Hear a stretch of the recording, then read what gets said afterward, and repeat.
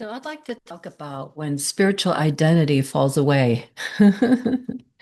So for us spiritual types, oftentimes one of the most sticky parts of our identity will be our spiritual identity.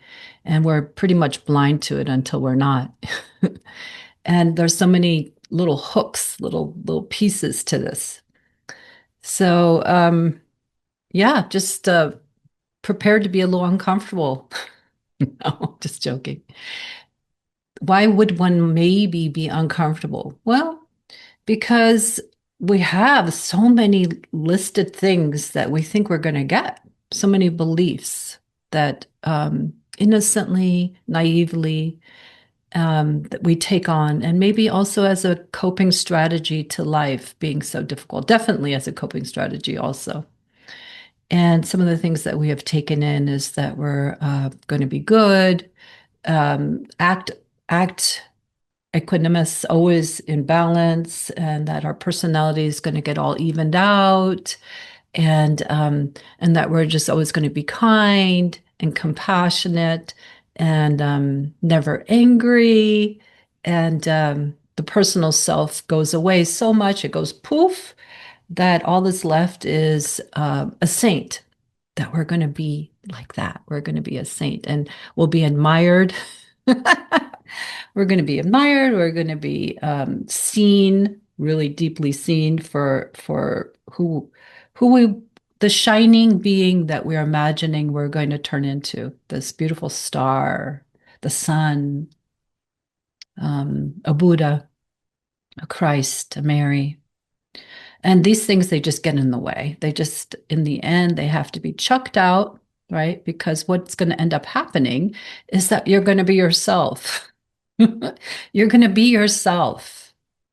Finally, once and for all, you're going to be your authentic self, your true nature. I love that. Your true nature. You're going to be your true nature. And personality is part of the true nature, And being in the world, coming off the mountain with from some kind of enlightenment experience, Kensho, whatever you want to call it, coming down off the mountain, rejoining humanity is going to start being a little bit gritty. Okay, so we're going to be bumping up against each other, and our highfalutin ideas of what we're going to be achieving here, where we're going, where we're ending up, is going to be something that has to be seen through. And along the way, these identities they get deconstructed, right? And they fall off. They fall off the train. Boom, boom, boom, and we get lighter and lighter and lighter, right? And the spiritual identity, is one of the things that is one of the things that holds it all together. The house of cards.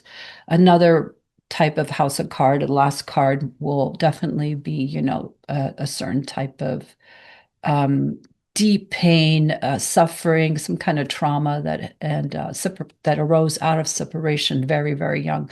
Those are intrinsic and very deep and have to also be met existentially, usually when the gut awakening and opening starts to happen. But the identity goes through and through. It's like in the mind, it believes through beliefs.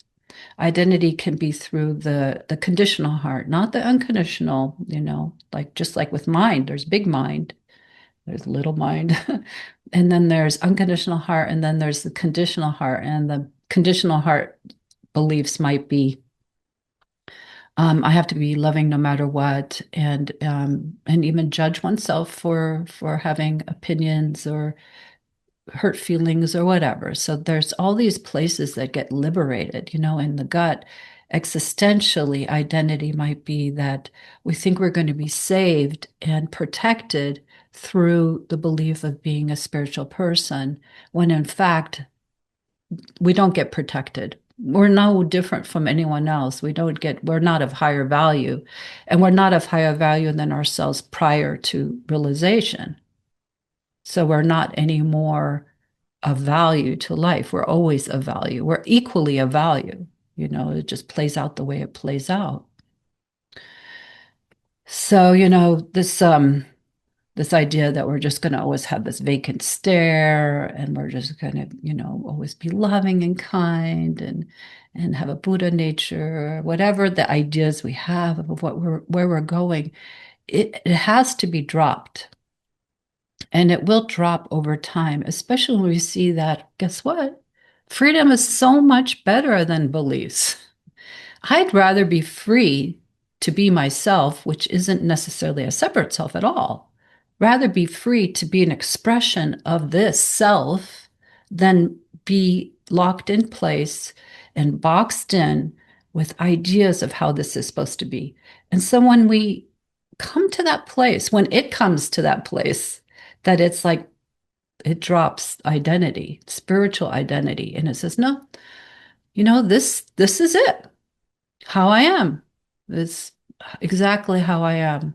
And the way the body is, uh, the way the mind is, the health, the bank account, and that it's not anymore that by being any certain way. We're not anymore that. And when we really start to see that even being bound, even the idea of being bound, that we're kind of, maybe there's some control here, there's a personality that's showing up. Guess what? Everybody and everything has a personality in nature. It just does. And some is quirky, and some is more confrontational, and some is just naturally very gentle. And we're a combination often of many things, right? But personality is going to remain in a certain way. It will be refined, and over time, it'll become more transparent, but it doesn't go away. Okay, if we think we're just going to be this blank slate, neutral slate with no opinions, no preferences, no nothing that challenges us. Look, when we encounter one another and we want to have relationships, be in relationship, friendships, whatever, any relationships, family relationships, romantic relationships, we're going to bump up against each other. And some grit might come up, but that helps us grow. Don't be afraid of the spirit, and don't let the spiritual identity of who you take yourself to be, that when the boat gets rocked because we're encountering some new territory, some new water, some new waves, some wave action is happening. Don't be afraid of some personality stuff coming up, and that does not mean that one has lost one's awakening. Don't hold on to an identity so much. See, that spiritual identity gets thrown out. It really does. It needs to be thrown overboard so that this can flow naturally, and it likes to grow. It likes to encounter life. It wants to experience, and it wants to be challenged, like, how about now? What about in this sort of situation? Ooh, this conversation or what's happening is a bit unsettling. Ooh, this life experience ooh, is there a trigger? Ooh, is there a trigger? And not to be afraid anymore, the identity popping up. Oh, if there's a trigger, that means there's somebody having a trigger, you know, rather than trigger is here. If what is a trigger anyway? It's responding, it's a reaction, it's this this human being thing, everything in nature, it recoils and has a reaction, and kind of gets a little protected, for a moment, everything. Just watch, right? Everything. It's kind of cool to encounter wild creatures and like I have a lot of frogs around here, and I liberate them from being stuck somewhere like in one of my outdoor containers or something. And at first they're just like this, and then they just kind of slowly, like what was this warm hand? They don't know what that is. They don't have identity. So they don't go a story like, oh, I'm triggered. No, they're just having a reaction. So this can be really playful and fun, and we can see how serious we are, where we're holding on and where we're tightly, and we take ourselves so seriously as a spiritual identity, who we think we are as spiritually, oh, I'm going to have a monotone, neutral voice all the time. Well, sometimes one does. I'm going to be gentle and kind all the time. Well, oftentimes one is. But what about our fire? What about the air that is just kind of like ooh, a little bit delighted and playful? You know, the water that could be deep and sometimes so deep that it wants to talk about something that is a little sticky between you and someone else. Is that allowed? What what kind of stories do you hold about what it means to be spiritual? Are you holding yourself back from living fully just your potential to simply have life flow and move and grow? Look at these places where we hold back and where we're holding ourselves down from evolving. You know, together, all of us, can we be a little messy together? Can we give ourselves permission to be a little messy together? Just not unkind, not cruel, you know, but mess up so now and then. Can we give ourselves permission? Because if we don't, we're going to be stuck. We're going to be very rigid and stuck. And we're giving permission to consciousness in that moment. We're limiting it. Only this much is allowed, you know, to be here now in this way. Control. Really, what you're bumping up against and one is bumping up against is control, is just limiting one's full expression out of fear of what it would mean. And control comes up. What it means is that we maybe fall off the pedestal. It's time. Knock yourself off, you know, it's time. Something's going to make it happen. Trust me. Better to do it yourself. Fall off the pedestal. Be humbled. Eat dirt cake, you know, in the dirt. You're eating patty cake. I have a poem that I wrote. It's called I Know the Taste of Dirt. I do. Yeah, the taste of dirt. My dog sometimes likes dirt. Something's in there. So yeah, just eating humble pie and being grounded and back to earth level of gosh, really, maybe I don't know everything. Maybe I don't have it all figured out. Maybe it's okay. Maybe it's more than okay. And and give yourself permission to unbox yourself and to not be that person that you have imagined yourself to be, presented yourself to be as a we're talking about spiritual identity. There's so many types of identities, okay? This is just one of them. And this presentation, you know. Um, and wow, you know, me being a spiritual teacher, I had a hard time even taking on that word. I still don't fully take it on. I don't want to be boxed in, but I do what I do. People call it what they call it. Um, we have language is language. But you know, it's like if I let myself be boxed in, I would not be able to keep growing in my own life. And that's one of the prayers I made when I sort of made an agreement. Yeah, okay, I'll do this. I'll do this. I stepped into doing this work. I'll be with others and share, you know, share, speak about this. One of the promises that I made myself was that I would not stop my own growth.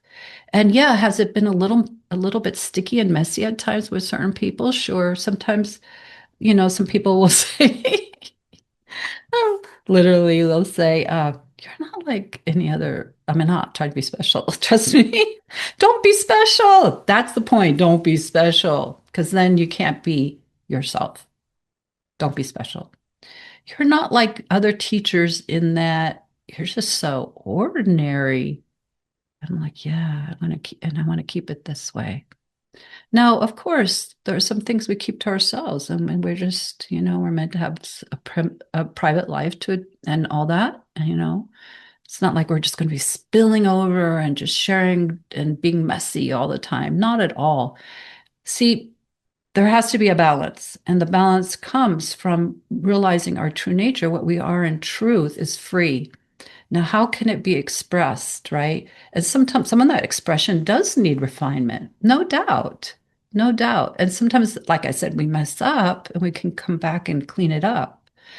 but the refinement is happening, and because in at the end of the day, the truth is that we're made of love, and we love one another, and we love ourselves. I mean, this quirky kind of we, meaning that loves itself. And it's like, it celebrates. Oh, and here's a little something that still needs to be worked on. And here is something that is just having a great old time.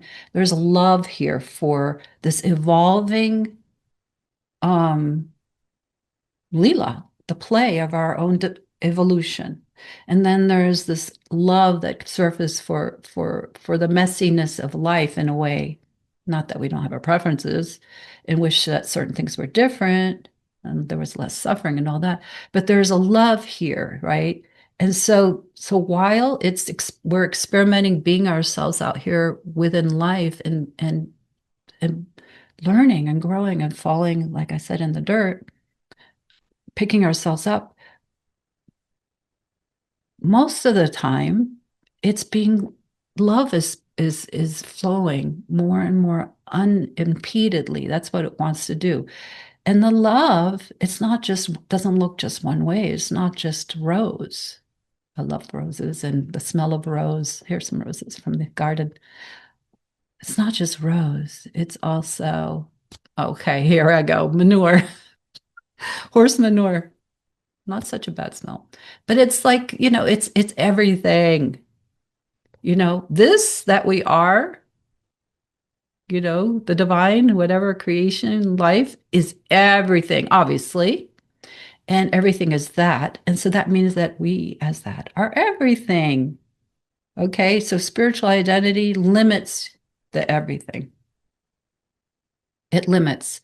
So experiment and explore just being yourself. Maybe even drop the word spiritual for a while. This is spiritual. This is not spiritual. This is how spiritual beings look and act and talk, and this is me being spiritual and me not being spiritual. When I fall off the wagon and I'm back in the messy human, just let life flow, especially from the place of what knows what's true inside the emptiness, the what is, oh, the being, what's always here. It's whole, and it is simply always itself, and it is whole. We are whole, and it simply is itself. And harmonization will take place from that place. Okay. But it won't happen if we're not taking some risks, if we're not being a little bit of a risk taker here and there. Ooh, what if I said this? What about now? What if I moved in a different way, spoke a little more freely? What about now? What about now? This is how life evolves and changes. This is how we grow. And we grow together with potential and possibility without and to kind of stop the limiting our expression, self-expression. Oh boy, this was fun. I knew I had a little energy for this morning. Sometimes I do. And I was like, oh, it's a day to record. Wishing you all well, all goodness, many blessings to be yourself.